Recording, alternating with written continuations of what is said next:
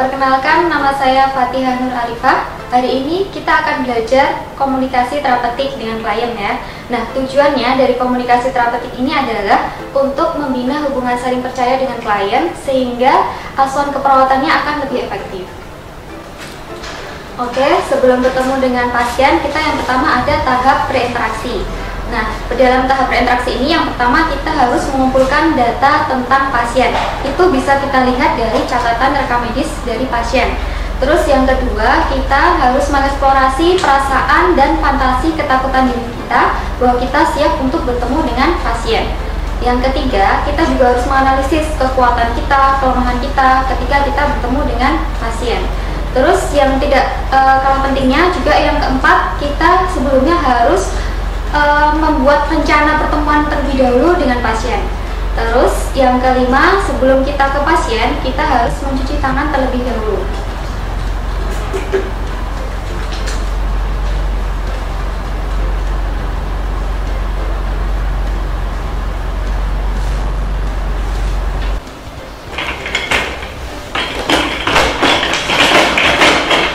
Assalamualaikum. Waalaikumsalam.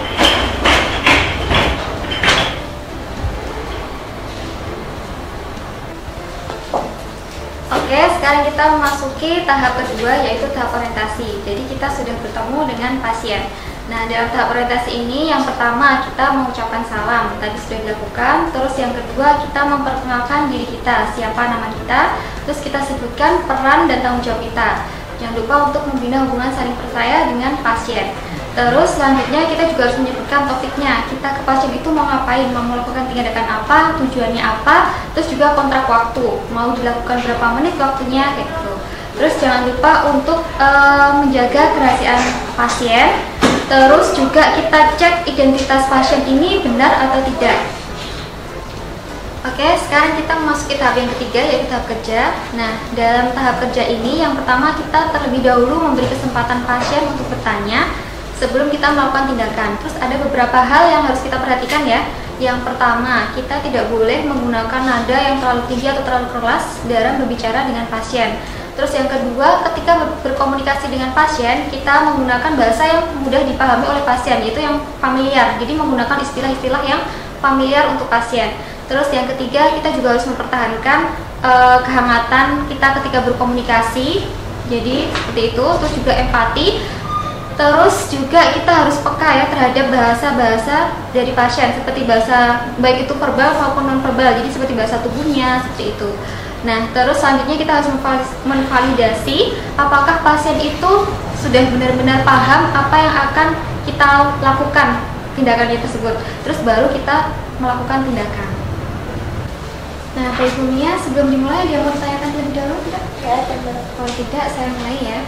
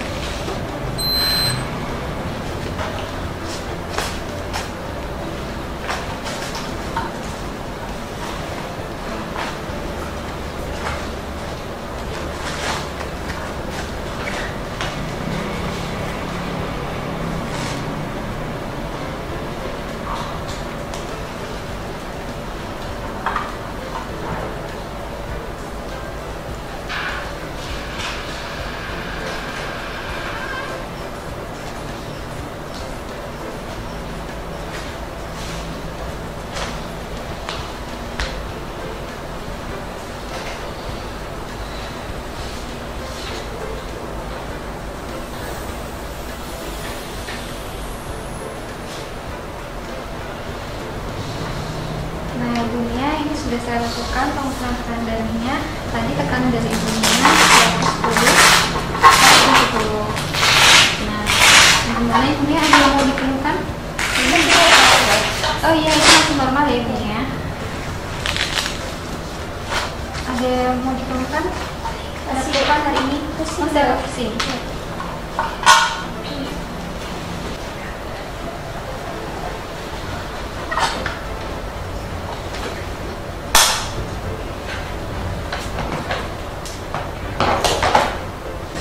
Oke, sekarang saya akan contohkan bagaimana komunikasi terapeutik pada keluarga pasien. Ini dengan Ibu siapa? Bu Iva, Mbak. Ibu Iva, lebih suka saya panggil siapa? Panggil Iva aja nggak apa-apa. Ibu Iva, ini hubungannya dengan ibunya itu apa? Jadi dia adik saya, kita tinggal satu rumah. Oh, jadi dia tinggal satu rumah ya dengan dunia ya. Nah, jadi Ibu Iva tadi sesuai yang tujuan saya kesini sesuai yang sudah saya ungkapkan tadi ya. Saya kan ini kan dunia udah mau pulang, jadi saya mau menjelaskan terkait dengan perawatan dunia di rumah. Nah, sebelum dimulai ada yang mau ditanyakan dulu nggak? Mungkin ini sih Mbak, karena dia kan suka ngeyel ya. Kalau makan apa-apa itu nggak suka diatur gitu. Jadi nanti mungkin bisa juga sambil diterangkan dia ini bolehnya makan apa aja dan nggak bolehnya makan makanan. Oh ya, jadi itu ya terkait dengan makanan ya. Ya, dari Bu Iva nih ada daftar menu makanan untuk pada penderita diabetes. Kan ibu ini ada diabetes ya. Nah, jadi pada prinsipnya yang pertama itu kalau pada diet untuk orang dengan sakit gula ya atau tinggi gulanya itu gula darahnya tinggi, itu yang pertama adalah diet rendah gula. Yang rendah gula ya.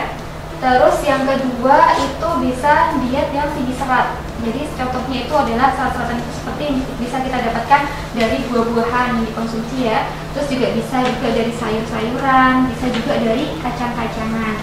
Terus yang ketiga itu juga kita ini bisa olahraga ya. Jadi gerakan-gerakan yang ringan gitu atau olahraganya tapi jangan yang berat ya gitu ya. Yang penting itu rutin dilakukan. Jadi yang ringan tapi rutin. Terus yang keempat itu hindari makan makanan yang siap saji gitu. Nah, ada yang mau ditanyakan? Kalau gorengan itu pernah nggak kayak saya tempe goreng itu kan adik saya suka banget ya tempe goreng.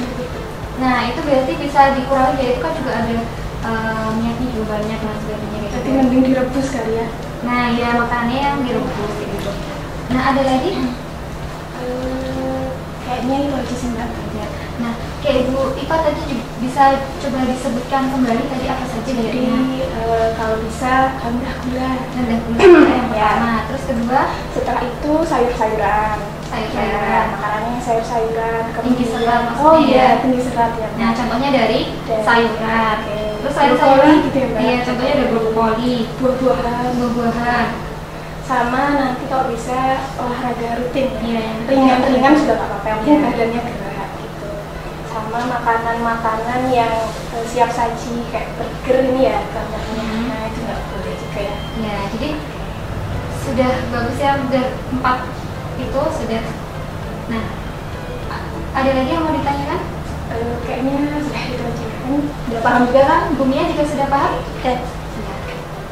Oke, sekarang kita masuk ke tahap keempat, yaitu tahap terminasi. Jadi yang perlu diperhatikan dalam tahap terminasi ini, yang pertama kita harus kesimpulkan selama kegiatan tadi berlangsung. Terus yang kedua kita memberikan reinforcement positif bagi pasien dan keluarganya. Terus yang ketiga kita harus melakukan kontrak waktu selanjutnya kita mau bertemu. Kapan waktunya, terus tempatnya mau di mana. Seperti itu ya. Terus yang keempat kita memberikan salam ya. Terus kita pamitan keluar. Oke, sekarang saya akan contohkan tahap terminasinya ya. Nah, Ibu Iva dan Ibu Nia tadi sudah bagus sekali ya. Ibu Iva tadi sudah mampu menjelaskan kembali apa yang saya jelaskan tadi. Berarti sudah paham ya?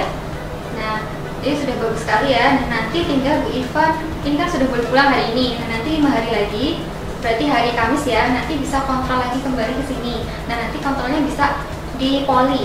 Seperti itu ya. Ada yang mau ditanyakan? Berarti jamnya menyesuaikan jam poli ya Pak? Iya. Nah, kalau tidak ada lagi yang mau ditanyakan, saya permisi dulu ya. Assalamualaikum. Waalaikumsalam. Terima kasih Mbak. Ya.